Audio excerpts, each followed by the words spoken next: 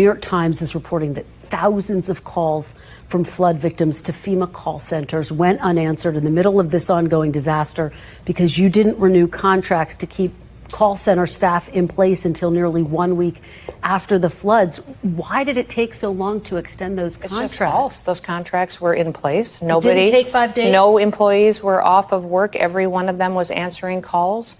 So false reporting, fake news, and it's discouraging. So I'd like to clear this up for the record. Isn't it accurate that 80% of, at least, of the calls that went to FEMA call centers on July 7th went unanswered?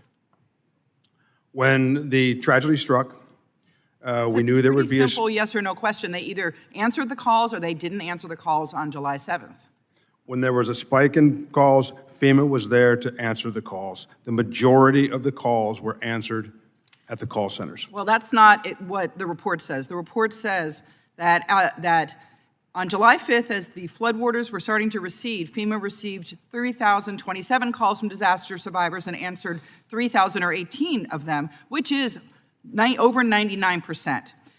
Contractors with 4 call center companies answered the vast majority of the calls. That evening, however, Ms. Noem did not renew the contracts with those 4 companies, and hundreds of contractors were fired, according to the documents and the person briefed on the matter. The next day, July 6th, FEMA received 2,363 calls and answered 846, or roughly 35.8%, according to those documents. And on Monday, July 7th, the agency fielded 16,419 calls and answered 2,613 of them, which is only 15.9%.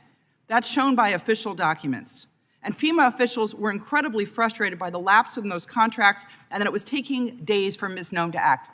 A little while ago, you said that part of your job you felt was to remove, you called them bureaucratic, closing out bureaucratic procedures.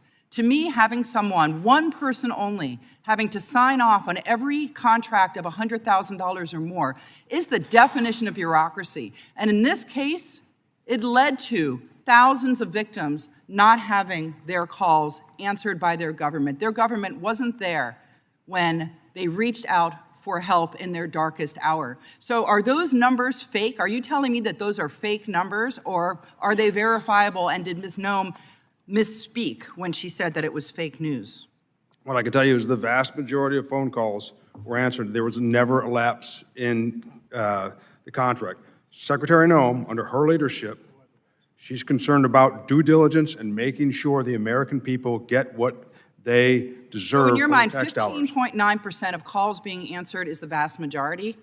So is that the benchmark now we're looking for FEMA to answer their calls? 15%, or in one case, 35% in a day, in the middle of this disaster, this huge disaster?